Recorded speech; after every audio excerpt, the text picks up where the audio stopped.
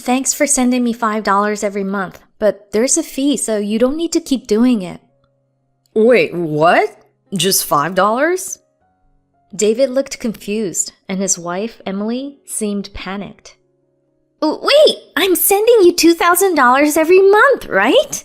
Stop lying, you worthless piece of trash.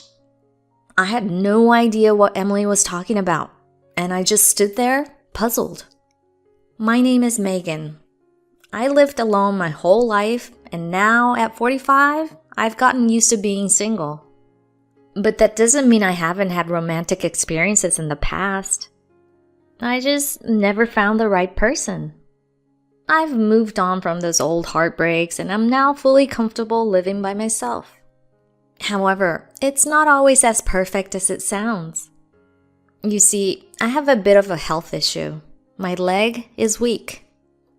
I can walk just fine, but I can't stand for long periods or walk long distances, let alone run. Because of this, the jobs I can do are limited.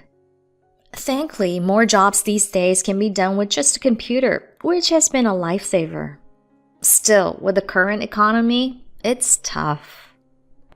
I'm not exactly the most ambitious type, so I can't get a full-time job.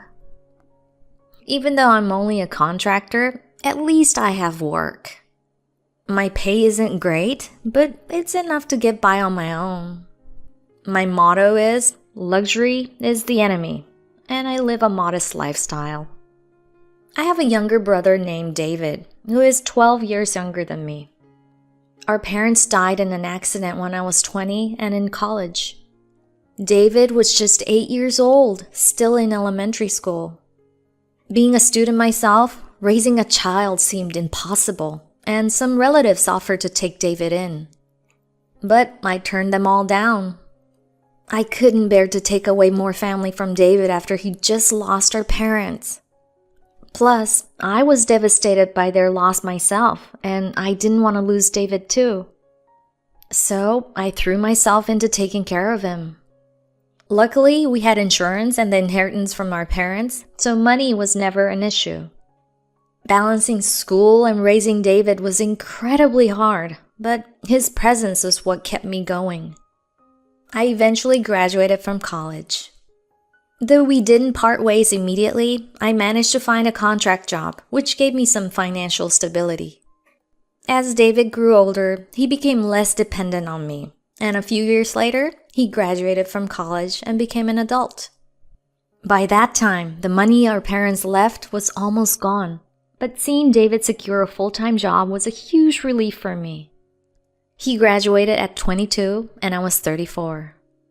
By then, I had already broken up with my last boyfriend and was settling into a solo life. But I wasn't lonely at all. I felt a strange sense of accomplishment from having raised my brother. David, who was more like a son to me, was finally independent, and I was so proud of him. For a few years, we kept a good relationship while maintaining some distance. Then, 3 years ago, when he was 30, he got married. His wife, Emily, is outgoing and lively, pretty much the opposite of me. Emily became a stay-at-home wife right after they got married. I meet them occasionally, and it makes me happy to see David so content. But there's one thing I feel bad about.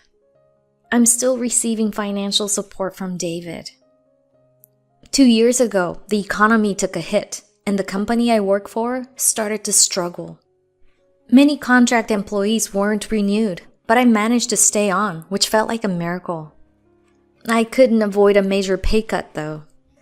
I debated whether to find another job or stick with this one, but I decided to stay. Even though my pay was reduced, I knew it would be hard to find another job that paid the same, especially in this economy. Plus, it's not easy for someone like me without any specialized skills. I regretted not having a backup plan, but I realized that without money, it wouldn't have been possible anyway. I sighed and accepted my situation, figuring that if I cut back even more, I could manage somehow. That's when David offered to help. Sis, if you need it, I can send you some money. As his old sister, I felt ashamed to accept his help. I should have declined out of pride, and I tried to at first. But my leg condition got worse, and I needed to pay for hospital visits and physical therapy. The expenses were piling up, and I eventually gave up. I kept apologizing as I accepted David's offer. Yes, I know. I'm a pathetic sister. I'm so sorry. David had only been married for a year, and he was probably thinking about starting a family. Yet, here I was, burdening him with my problems. I'm so sorry, David. David, always the good brother, told me, Sis, you've done so much for me. Let me repay you, even if just a little. I was so touched that I cried like a baby. But there was a problem. His wife, Emily. Even though she acted supportive, I knew she wasn't happy about David sending me money. When he wasn't around, she would let her true feelings show. They would visit me occasionally at the old family home. When he was present, everything was pleasant. But as soon as he left the room, the atmosphere would change. The moment David said he's just stepping out for a moment and left the room, I felt a surge of tension. As soon as I heard the door close behind him, Emily would start. Why do I have to come here when there's no one left? She'd stretch her legs out and kick mine under the table. If I tried to move away, she'd scoot closer and do it again, so it was clear she was doing it on purpose. We're broke because of the money someone's sending you. I'm so sorry. I'd apologize and shrink into my seat, feeling terrible. If you really feel bad, why not show some gratitude with a little cash? She'd wave her hand, expecting me to hand over some money. Genuinely feeling guilty, I'd give her a little. She'd take it without a word, and then demand more. I'm hungry. How about you get me something? Sure. What would you like? I want sushi. Order the most expensive one from here. She'd shove a flyer at me. When I saw the prices, my eyes nearly popped out of my head. What's the matter? You do realize how much we're sending you, right? Okay. That's how our conversations would go whenever David wasn't around. Naturally, when the sushi arrived, David would be surprised. Oh, it's because your sister insisted on treating us, she'd say, smiling brightly. Sis, you really don't need to spend your money on us. I send you that money to help you out, not for you to treat us. David would look guilty while Emily happily grabbed the sushi. There were other incidents too. One time, I came home exhausted from work, and to my surprise, Emily was inside my house. When I asked how she got in, it turns out that she had taken my brother's house key without permission. He was away on a business trip for a week, so she just decided to come over. And then she lounged around at my place doing absolutely nothing around the house. While I was away, she emptied the refrigerator, and as soon as I got back, she told me to go buy more food. And she didn't contribute a single penny. You're getting money from David, right? I'm hungry, so go make me something. Oh, and buy some alcohol and snacks too. She also signed up for a premium TV channel, so she wanted me to pay for that as well. Hurry up and get moving. She treated me like a servant. No matter how much financial support I was getting, this is just too much. Honestly, I considered talking to my brother about it several times. However, I suspect he doesn't know anything about her behavior. Since their marriage was going well, I didn't want to ruin things by saying something unnecessary. I want my brother to be happy, and if I can tolerate it, everything will smooth out.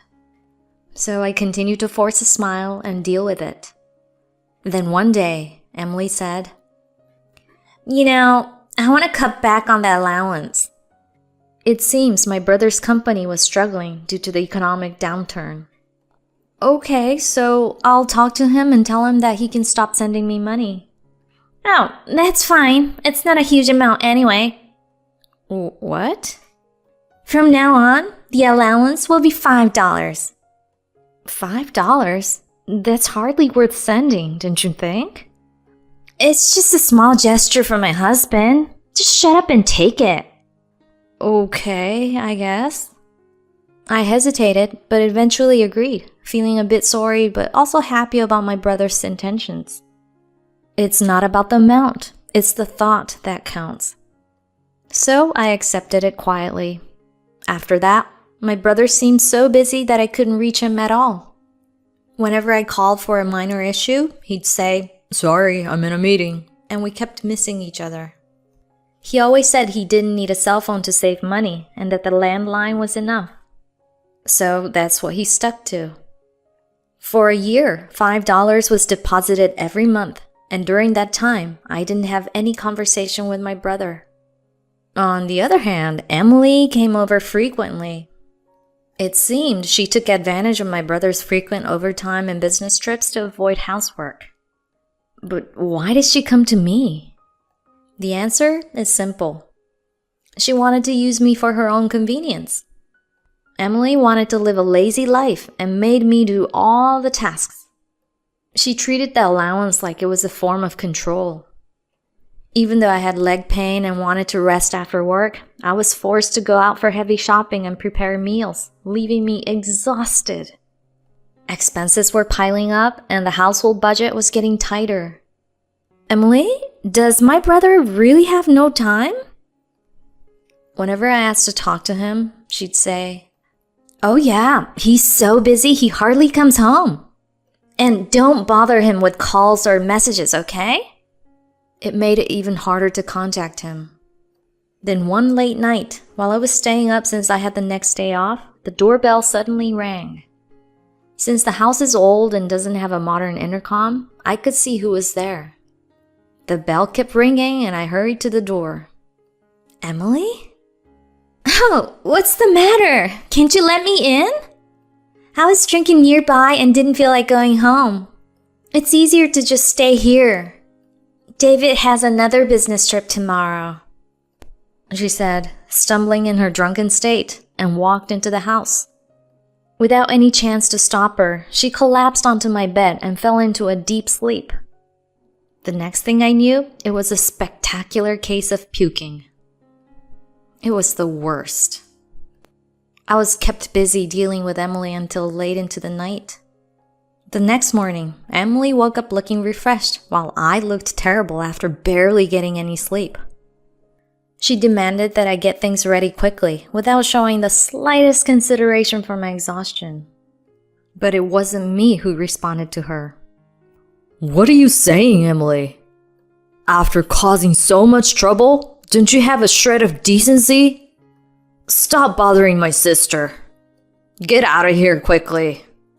A voice came from behind me. David, what's going on? I came back early from my business trip, but you weren't home. I tried calling, but couldn't get through. The battery was dead. I was worried when I got a call from my sister in the middle of the night. I'm not saying you can't go out drinking, but don't overdo it. Stop shouting. Wash your face and let's go home. Emily pouted and looked dissatisfied, but I figured she would leave soon. I quickly spoke to my brother. David was in a rush and I couldn't have a proper conversation. David, thank you for always sending the allowance. Oh, it's nothing. Don't worry about it. I really feel bad since your salary has been cut due to the recession. David looked puzzled at my words. What's this about? I continued, wondering if I said something strange. Really, thank you. But I think we should stop the allowance for now. It must be hard to make ends meet. No, it's fine. But $5 a month accumulates fees as well. David even looked more puzzled. $5? Just then, Emily interrupted with great energy. $5? That's impossible! What the hell are you saying? I'm transferring $2,000 every month. Are you lying because you've been spending it for fun? Don't act so high and mighty with someone else's money. What's this $2,000 supposed to be? I was confused, not understanding what Emily was talking about. Her face turned red. What do you mean, $2,000? She then suddenly covered my mouth. Be quiet and stay out of this. I was bewildered by her reaction. What's going on? David's deep, ominous voice filled the room, surprising Emily and making her shiver. She looked toward David with apprehension. He glared at Emily, who gave a small frightened cry and hastily grabbed her belongings. Well, I'm leaving now. No, stay here. Sit down. Yes, sir. Emily, pushed by David's imposing presence, sat down on the floor with her face pale. He crouched in front of her and peered into her face. First of all, are you properly transferring the allowance I send every month to my sister? Of course. $2,000, right? Yes. Emily, who was speaking with a strained voice, became defensive as David's glare intensified. His intensity made her fall silent. May I? I only receive $5 a month in allowance. My brother is seriously surprised. $5? Or do you mean $500? Should I show you the bank book as proof? No, I don't think you would lie about that. It wasn't $5 that you were sending me every month? Earlier, you said the recession was lowering my salary. Actually, my salary has gone up. I was surprised by this. Just think about it. With all the overtime and business trips, a salary cut wouldn't make any sense. I had assumed that his salary had gone down as well, since mine had. So, what's going on, Emily? I asked you to transfer $2,000 to my sister every month. Why were you sending just $5? What happened to the remaining money? Did you spend it? I gave you more than enough each month for living expenses and pocket money. How did you spend it? You're a housewife and still have plenty of money. Tell me what you spent it on. Emily didn't answer David's question, so I decided to speak up. Emily, you frequently came to our house, right? David looked surprised, so I decided to spill everything. You usually came at night after work. I don't know what you did during the day, but you always wore brand name clothes and bags. At night, you'd lounge around my house. I even got used to your frequent visits. Emily was always dressed in designer clothes, even when relaxing at home. You always said, since I'm sending the allowance, you should help with things, especially with meals. You demanded expensive ingredients and fine wines. I never received any money. Emily turned red at my words. Emily, what did you spend the money on? She was in tears, apologizing. No matter how much David scolded her, she never explained how the money was spent. Sometime later, I received a call from David. Emily was having an affair. David's voice, filled with sadness, revealed that Emily had been cheating while David was busy with work. To make matters worse, her partner was an ex-boyfriend. It turned out she had been cheating on David while still involved with her ex. So, what will you do? Obviously, I'll get a divorce. I'm sorry. Why are you apologizing? It's Emily's fault. I'm sorry for the trouble caused.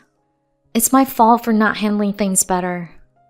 Forget the allowance. Focus on your own happiness. I feel like I'm your mother, not just a sister. Thank you, sis. David and I had a heartfelt conversation, and I ended the call. But that wasn't the end. A few days later, Emily came to me, accusing me of causing the divorce and demanding compensation. Feeling threatened by her outburst, I immediately reported her to the police. Emily was subsequently banned from approaching me. David hired a lawyer, and the divorce was finalized. He sought compensation from both Emily and her affair partner. To make things worse, the affair partner was also married. It was revealed that both Emily and her ex were just using each other. The affair partner's wife found out, and he was facing divorce too. Emily, after being kicked out, turned to her affair partner, but ended up causing more trouble, involving the police again. I lost track of what happened to her afterward. Her parents covered the compensation, but she was cut off from them as well. It's unclear what happened to Emily afterward. David, who was initially down, gradually regained his spirits with time. By focusing on work, he managed to move on and is now hopeful about his future. As for me, I declined David's allowance and focused even more on my job. Life is tough, but I started studying for a qualification. I believe in lifelong learning, and it's never too late to improve. With my efforts, the way people see me has changed. Recently, my boss praised me for my hard work and hinted at a possible promotion. Additionally, I've met someone special in my personal life. A man I met through work told me I was inspiring and wonderful. Despite being in our 40s, we've developed a nice relationship. I don't know if we'll marry or what the future holds, but I'm glad I didn't give up despite the hardships. I don't believe that every effort will be rewarded, but not giving up is important. Today, I continue to give my best in life.